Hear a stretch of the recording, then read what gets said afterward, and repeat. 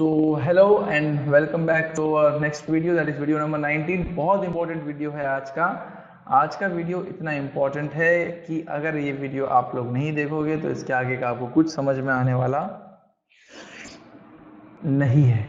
ठीक है, तो वीडियो बहुत इंपॉर्टेंट है, एंड तक देखो, पूरा देखो, भगाओ मत इसको, सुकून से देखो, आराम से देखो। थोड़ा लंबा हुआ भी अगर, क्योंकि मुझे नहीं मालूम है कितना लंबा होने वाला है, क्योंकि डिटेल में अपने को थोड़ा सा चीज़ों को समझ के लेना है, क्योंकि आज हम लोग परक्विसिट्स चालू कर रहे हैं। अलाउंसेस की हमने दुनिया देख ली है, अलाउंसेस की लिस्ट मैंने आपको दे दी है। आज हम लोग स्टार्ट कर रहे हैं परक्विसिट, और परक्विसिट में भी सबसे important perquisite, the most difficult one, वो है rent free accommodation. So kindly I request you to watch this video till the end. Okay, so let us start. तो हम लोग शुरू करते हैं रेंट फ्री अकोमोडेशन। तो रेंट फ्री अकोमोडेशन का ये एक बड़ा भारी चार्ट आप लोगों के सामने है। ये ऑलरेडी मैंने इससे पहले कभी बनाया था, तो बस वहीं से मैंने इसको कॉपी एंड पेस्ट करके लेके आ गया हूँ। So don't you guys worry, अगर आप लोगों को थोड़ा सा अलग फॉन्ट और कुछ अलग टेक्स्ट इसका नजर आ रहा होगा तो बात मेरी समझ में आ जाए, बात मेरी आप लोगों तक पहुंच जाए, रूल आप लोगों तक पहुंच जाए, वो इंपॉर्टेंट है। वो कैसा दिखता वो इंपॉर्टेंट नहीं है। So rent free accommodation basically बोलते किसको? अभी फिलहाल आप उधर देखो मत, फिलहाल अपनी आंखें बंद रखो और हेडफोन्स के जरिए से मेरी आवाज सुनो। तो फिलहाल मैं ये बताना आप लोगों को चाह रहा हूँ कि रेंट फ्री अकोमोडेशन बोलते किसे हैं। Rent free accommodation is a type of perquisite, मतलब it is a facility which is provided to the employee from employer। तो एक employer जो है अपने employee को ये facility provide करता है, that is called rent free accommodation, जिसमें वो अपने employee को रहने के लिए घर दे रहा। employee के पास अपना खुद का घर नहीं है और वो किराए का घर लेके भी नहीं रह रहा, उन्होंने उसको पैसे नहीं दे रहा कि ये ले पैसे जा किराए का घर ले, बल्कि उसको एक ऐसी फैसिलिटी दे रहा है कि भाई हमारे पास एक फ्लैट है, आप उसके अंदर रह जाओ, या फिर हमारे पास क्वार्टर्स है, आप उसके अंदर रह जाओ। क्वार्टर्स से आपको याद आया होगा कि भाई रेलवे के क्वार्टर्स रहते हैं और दूसरे बहुत सारे ऐसे गवर्नमेंट कंपनीज है जिनके क्वार्टर्स रहते हैं। तो ये क्वार्टर्स क्या है, उनको मतलब वहां पर जो काम करता है बंदा, उसको रहने की फैसिलिटी है, वो रेंट फ्री अकोमोडेशन है एक्चुअल में उसके लिए। एम्प्लॉय के लिए वो क्या है? Rent free accommodation. हम बोलते क्वार्टर्स हम लोग बोलते हैं ना, क्वार्टर मिलता वहाँ पे क्वार्टर मिलता। तो ये ऐसे एक्चुअल में वो फैसिलिटी का नाम क्या है? रेंट फ्री अकोमोडेशन, किराया मुक्त रहने की सुविधा। तो ये किराया मुक्त किसके लिए है? ये किराया मुक्त है एम्प्लॉई के लिए। एम्प्लॉय के लिए ये किराया मुक्त है, एम्प्लॉयर के लिए नहीं। एम्प्लॉयर तो वो दे रहा है उसकी तरफ से, लेकिन ये जो फैसिलिटी है वो किसको मिल रही है? एम्प्लॉई को मिल रही है।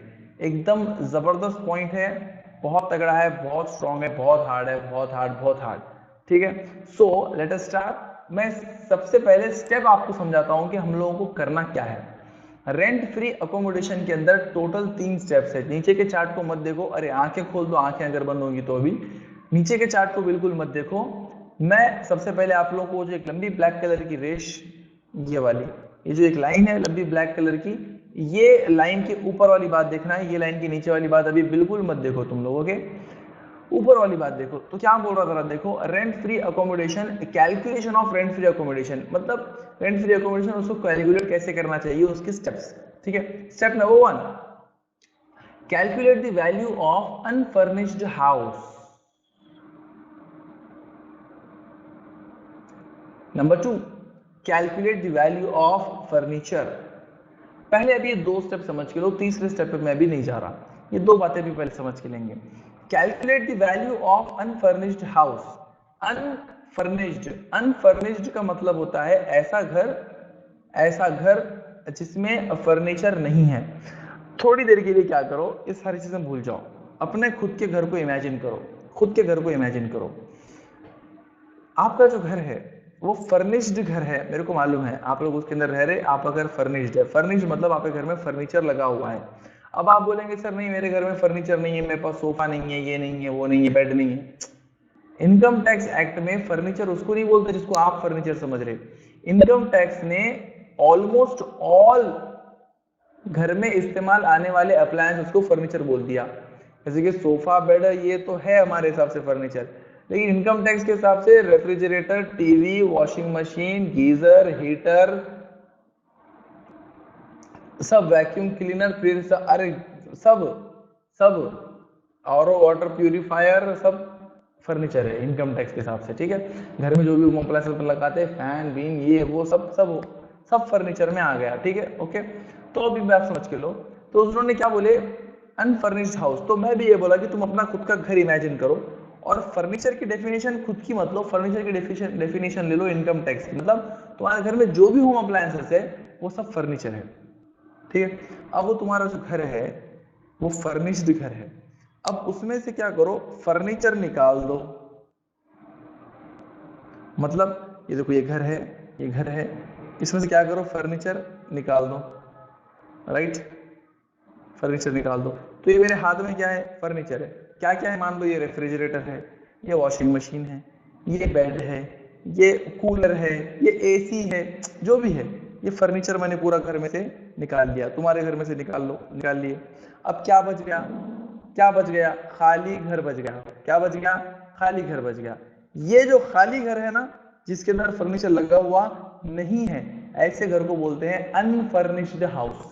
क्या बोलते हैं ऐसे घर को, अनफर्निश्ड हाउस। क्या बोलते हैं, अनफर्निश्ड हाउस। और ये जो मेरे हाथ में है, ये क्या है मेरे हाथ में, furniture. Unfurnished house furniture, unfurnished house furniture. ऐसा था, ऐसा था।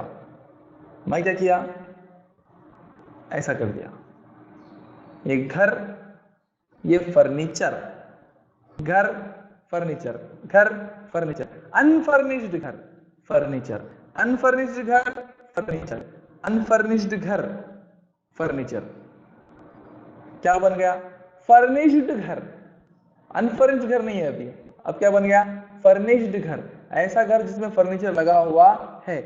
तो हमको इनसे काम नहीं है, फर्निश्ड घर से हमको काम नहीं है, फर्निश्ड घर से अपने को नहीं काम, अपने को काम है दो अलग अलग टुकड़ों से।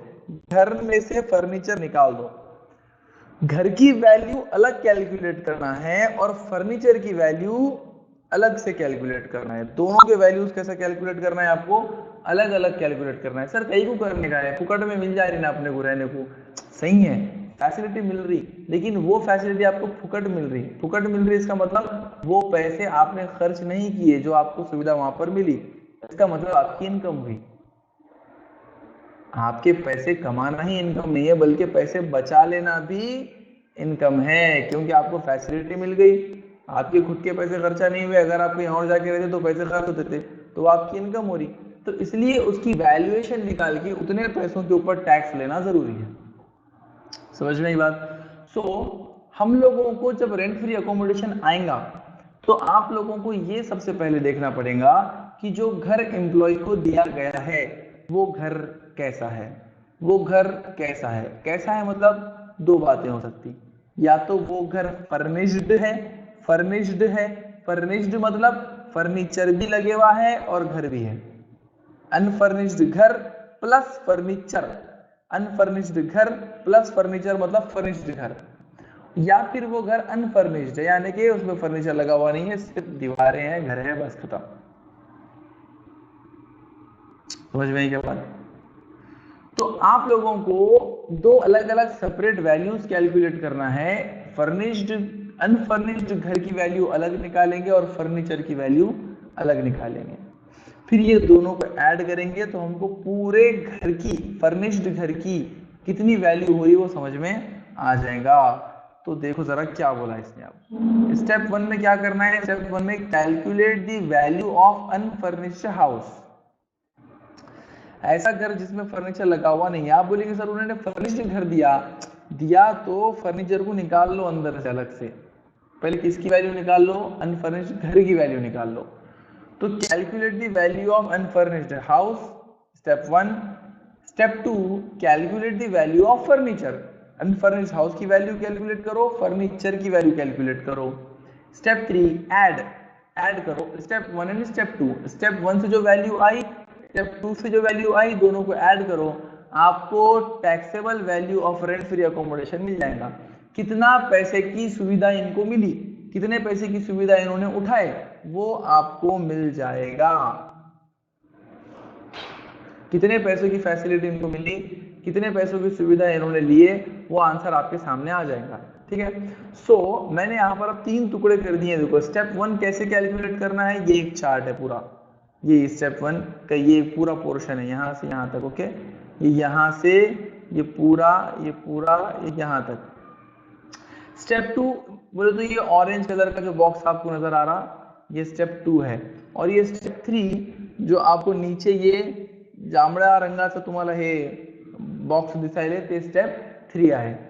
चला आता तो सबसे पहले अपन ये देखेंगे कि स्टेप 1 कैसे कैलकुलेट करना है। स्टेप 1 में क्या कैलकुलेट करना है, वैल्यू ऑफ अनफर्निश्ड हाउस, ऐसा घर जिसके अंदर फर्नीचर लगा हुआ नहीं है। अगर लगा हुआ है भी तो भी आपको पहले अनफर्निश्ड घर की वैल्यू निकालना है, फिर फर्नीचर की वैल्यू निकालना है, फिर दोनों को ऐड कर लेना है। ठीक है, तो अनफर्निश्ड घर की वैल्यू कैसे निकालना है, तो जब कभी भी रेंट फ्री अकोमोडेशन आपके सामने आएगा तो आप लोग स्टेप 1 पे जाना।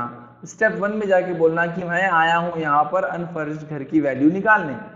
तो फिर ठीक है, जब आप अनफर्निश्ड घर की वैल्यू निकालने जाएंगे तो 2 सवाल पूछो। सवाल क्या होना चाहिए, government employee, non government employee, कि आप जिसका कंप्यूटेशन कर रहे हो जो एसएससी है वो एसएससी गवर्नमेंट एम्प्लॉय है या नॉन गवर्नमेंट एम्प्लॉय है, सवाल पूछो। अगर से कि वो गवर्नमेंट एम्प्लॉय है तो इसके लिए ये रूल लागू होगा, अगर से कि वो नॉन गवर्नमेंट एम्प्लॉय है तो उसके लिए ये रूल लागू होगा। डिटेल में देखेंगे, पहले अपन देखेंगे कि अगर हमारा एम्प्लॉय यानी कि हमारा एसएससी गवर्नमेंट एम्प्लॉय है तो क्या करना। तो गवर्नमेंट एम्प्लॉय है तो रूल में लिखा हुआ है rent fixed by the government rules. अगर गवर्नमेंट एम्प्लॉय है और उसको रहने के लिए घर मिला है तो उस घर की कीमत, उस घर की वैल्यू वही होगी जो गवर्नमेंट तय करेगी। मतलब ये कैलकुलेट नहीं कर सकते, क्वेश्चन में दे देंगे आपको, गवर्नमेंट तय करेगी। ठीक है, अब गवर्नमेंट तय करेगी लेकिन लेंगी क्या एम्प्लॉय से, ले रही नहीं जी भाई, खाली बोल रही एम्प्लॉय को कि भाई साहब हमने तुमको जो क्वार्टर दिए रहने को 5,000 रुपए किराए का क्वार्टर है, वो खाली ऐसा एहसान जता रहे तुम्हारे ऊपर, उन्होंने तुमको मांगे क्या पैसे, मांगे नहीं, तुम किराया मुक्त रह रहे वहां पे, लेकिन सिर्फ बोल रहे कि 5,000 रुपए क्वार्टर है, वो 5,000 रुपए फ्लैट किराया आता उसका, ऐसा बोल रहे। तो इससे हमको ये समझ में आ रहा कि गवर्नमेंट ने उसका क्या रेट फिक्स किया है रेंट का, तो वो है 5,000 रुपये। तो वो 5,000 रुपये will become taxable to the employee, government employee को 5,000 क्या हो जाएंगे, टैक्सेबल हो जाएंगे। ये कब रूल लागू होगा, ये रूल लागू होगा जब एम्प्लॉय कौन है, गवर्नमेंट एम्प्लॉय है। तो जब कभी भी घर की वैल्यू निकाल रहे हो तो सवाल पूछो 2, क्या सवाल पूछो, government employee, non government employee. अगर गवर्नमेंट एम्प्लॉय है तो simple rent fixed by government rule, government ने जितना किराया फिक्स किया उतना किराया हमको टैक्सेबल कर देना है, बिल्कुल बिंदास कर देना है। ओके, अगर एम्प्लॉय नॉन गवर्नमेंट है, मुश्किल, अगर एम्प्लॉय नॉन गवर्नमेंट है तो क्या करना, अगर एम्प्लॉय नॉन गवर्नमेंट एम्प्लॉय है तो फिर 2 बातें पूछना खुद से, 2 बातें पूछना कि वो जो घर है जिसमें एम्प्लॉय रह रहा वो ओन्ड बाय एम्प्लॉयर है या हायर्ड बाय एम्प्लॉयर है। मतलब एम्प्लॉयर ने उसको रहने को जो घर दिया है वो घर एम्प्लॉयर का खुद का है या एम्प्लॉयर ने किराए पे लेके उसको रहने को दिया है। क्योंकि गवर्नमेंट के पास तो क्वार्टर्स रहते, लेकिन नॉन गवर्नमेंट मतलब कंपनीज वगैरह के पास क्वार्टर होना ऐसा जरूरी नहीं है। हो सकता होगा कुछ कंपनीज के पास, कुछ कंपनीज के पास नहीं भी होगा, लेकिन जिनके पास है उन्हें तो खुद का क्वार्टर देंगे, ओन्ड हाउस बोलेंगे अपन उनको। लेकिन जिसके पास नहीं है तो उन्होंने किसी और के पास से किराए पे लिए और उसको रहने को दिए, ऐसा भी हो सकता। तो नॉन गवर्नमेंट एम्प्लॉय के पास ये 2 बातें पैदा हो सकती है कि जो घर में उन्हें रह रहा है वो घर कंपनी का खुद का भी हो सकता है या फिर कंपनी ने किराए पे लेके इसको रहने को दिया होगा, रेंट फ्री अकोमोडेशन बोल के, ऐसा भी हो सकता है। और कंपनी उधर किराया पे कर दे रही, इसे नहीं ले रही, उधर पे कर दे रही होगी कंपनी, है ना। तो ये 2 बातें हो सकती हैं।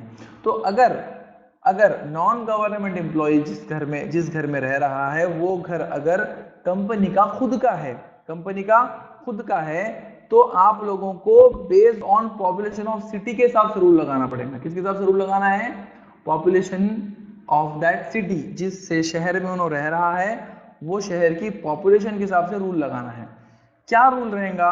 तो पॉपुलेशन 3 टुकड़ों में बांटे वाली है, लेस देन 10 लाख, 10 से 25 लाख, मोर देन 25 लाख। तो आपको देखना पड़ेगा कि भाई कितनी पॉपुलेशन है। जैसे कि अगर उन्होंने बोल दिया कि मुंबई में रहता है, एम्प्लॉई को जो घर दिया है वो घर मुंबई में है, तो फिर आप बोलेंगे सर मुंबई में, तो मुंबई की पॉपुलेशन 25 लाख के ऊपर है, ऐसा सिंपल है। आपको अगर बोला भाई नांदेड़ में रह रहा है, तो आप बोलेंगे सर नांदेड़ की पॉपुलेशन तो 5 लाख चिल्लर है, तो वो 10 लाख से कम है, ऐसा। समझ गए यार बात को? तो ऐसा आप लोगों को सॉर्टिंग करना पड़ेगा। तो देखना पड़ेगा कि जो एम्प्लॉयर ने रहने के लिए घर दिया वो कौन सी सिटी में दिया है। तो बात समझ में आई आप लोगों को? हम लोग पहले देखेंगे कि भाई रेंट फ्री अकोमोडेशन निकालना है, तो अनफर्निश्ड घर की वैल्यू निकाल रहे हैं। तो अपने ये पूछे कि गवर्नमेंट एम्प्लॉय है या नॉन गवर्नमेंट एम्प्लॉय है। मालूम चला कि नॉन गवर्नमेंट एम्प्लॉय है, तो नॉन गवर्नमेंट एम्प्लॉय है, तो फिर हमने फिर 2 सवाल पूछे कि भाई घर एम्प्लॉयर का खुद का है या घर एम्प्लॉयर ने किराए पे लिया है। तो मालूम चला कि घर एम्प्लॉयर का खुद का है, तो फिर हमने बोले ठीक है, तो फिर हमको शहर का नाम बताओ, हम उसकी पॉपुलेशन के हिसाब से रूल लगाएंगे। तो हमको पॉपुलेशन जब भी मालूम चलेंगे उसके हिसाब से रूल लगेगा। पॉपुलेशन के 3 कैटेगरीज हो गए, लेस देन 10 लाख, 10 to 25 और 25 लाख के ऊपर।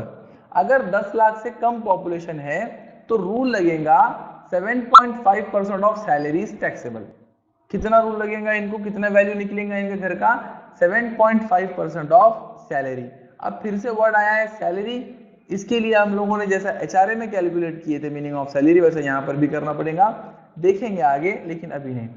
तो 7.5% ऑफ सैलरी टैक्सेबल हो जाएगा कब? जब पॉपुलेशन 10 लाख से कम हो। 10% ऑफ सैलरी टैक्सेबल हो जाएगा कब? जब पॉपुलेशन 10 लाख से 25 लाख के बीच में हो। 15% ऑफ सैलरी टैक्सेबल हो जाएगा कब? जब पॉपुलेशन 25 लाख से ज्यादा हो। समझ में आ गई बात? तो ये रूल लागू होगा, ये देखो, ये टुकड़ा, इतना टुकड़ा लागू होगा अगर एम्प्लॉयर का खुद का घर है तो। Right right. अगर एम्प्लॉयर का खुद का घर नहीं है, एम्प्लॉयर ने किराए पे लिया और एम्प्लॉय को रहने के लिए दिया,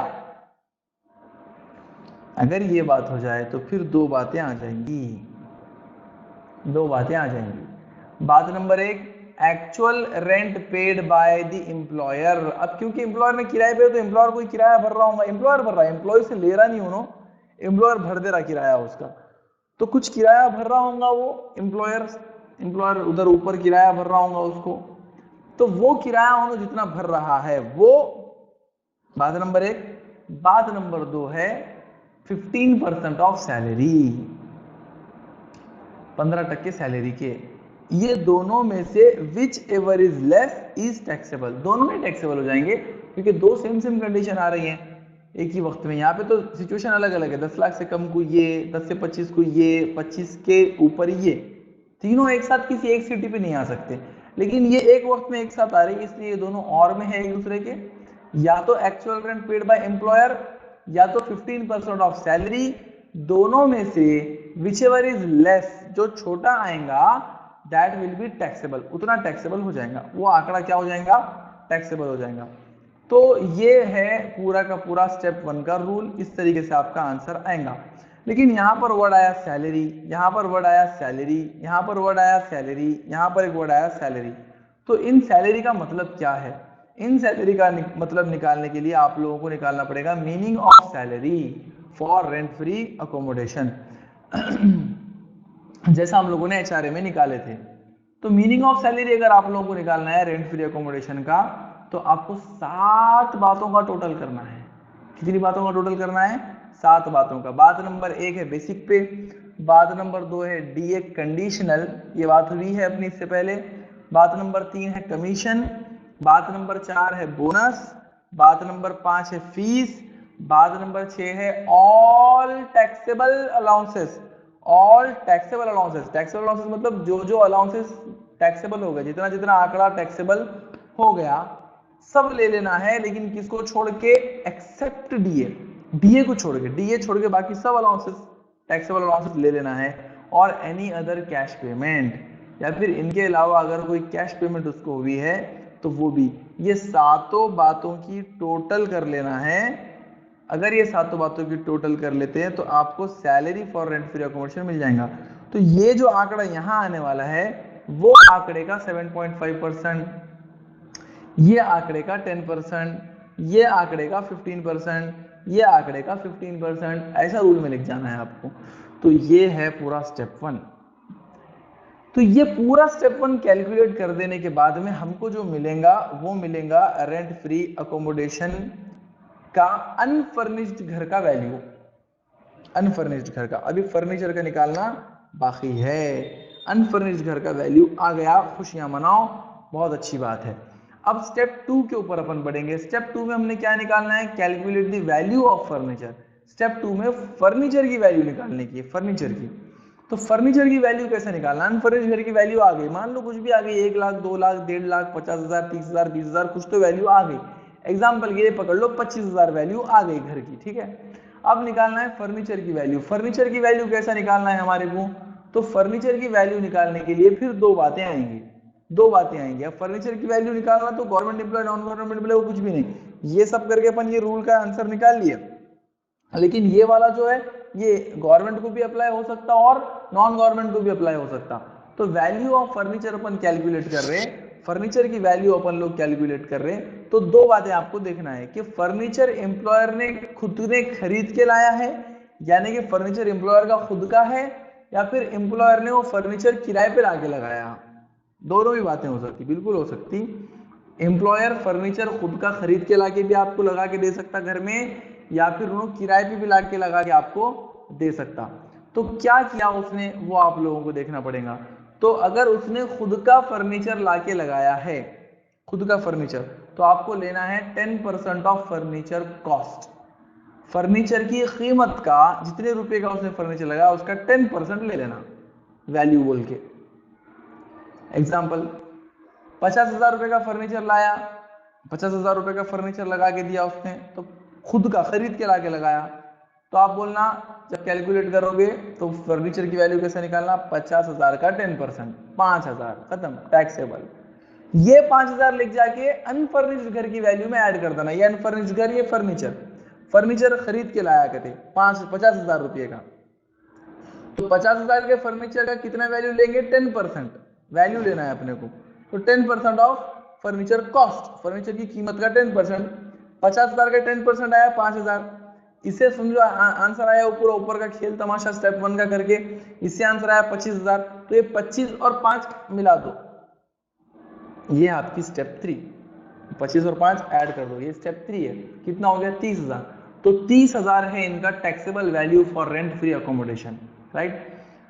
तो ठीक है, चलो देखेंगे अपन, क्वेश्चन देखे तो और बातें क्लियर होती। ओन्ड बाय एम्प्लॉयर अगर रहा तो 10% ऑफ फर्नीचर कॉस्ट ले लेना। लेकिन अगर फर्नीचर किराए पे लाके लगाया एम्प्लॉयर ने खरीद के नहीं लाया, एम्प्लॉयर ने किराए पे लाके लगा दिया फर्नीचर, तो कंप्लीट रेंट ऑफ फर्नीचर, जितना किराया है पूरा का पूरा वैल्यू टैक्सेबल हो जाएगा। आपको पूरा लाना और अनफर्निश्ड घर की वैल्यू में ऐड कर देना। और स्टेप 3 बड़ी सिंपल है, स्टेप 3 में आपको कुछ नहीं करना है। स्टेप 3 में स्टेप 1 से जो वैल्यू निकली और स्टेप 2 से जो वैल्यू निकली, वो दोनों वैल्यूज को आपको ऐड कर देना है, तो आप लोगों को रेंट फ्री अकोमोडेशन की वैल्यू मिल जाएगी। ओके, सो ये बहुत इंपॉर्टेंट पॉइंट था। देखो इसको आप लोग एक बार सुकून से देखो, ये चार्ट अपने नोटबुक के ऊपर बना लो, रजिस्टर के ऊपर बना लो। ऐसा वर्टिकल में नहीं बन पाएगा वो, हॉरिजॉन्टल करो उसको बना लो, या फिर आप इसकी प्रिंट ले लो स्क्रीनशॉट करके, कुछ भी करके इसकी एक प्रिंट ले लो, लगा लो, आप उसको साथ में रख लो, कुछ भी आप कर सकते हैं। रूल की फाइल में अगर आप इसको देखेंगे तो थोड़ा सा कंफ्यूजन होगा, क्योंकि वहां पर लिखने का तरीका हमारा थोड़ा सा अलग हुआ, हमने उसको टेबुलर फॉर्मेट में लिखा हुआ है। तो वो जरूरी भी है, क्योंकि समझाने के लिए इस तरीके से ट्री डायग्राम बना के समझा इजी समझ में आता, लेकिन रूल एक्चुअल में उस तरीके से लिखना बेहतर रहता कभी भी, इसलिए हमने उसको ऐसा लिखे। लेकिन अगर आप एक्चुअल में वो रूल है कैसा वो देखने जाएंगे तो पूरा पैराग्राफ के फॉर्म में थ्योरेटिकल फॉर्मेट में लिखा हुआ रहता, हम उसको सिंप्लीसाइज्ड कर देते, सिंप्लीफाइड कर देते, आप लोगों को अच्छे से समझ में आ जाना बोल के। और मैंने उसको और ज्यादा सिंप्लीफाई किया ट्री डायग्राम बना के, ताकि आप लोगों को इजीली समझ में आ जाए। So thanks for watching this video. बहुत इंपॉर्टेंट वीडियो था, समझ में आना जरूरी था। If you have any questions, you can ask me, you can WhatsApp me or you can comments me. Okay, take care, bye bye.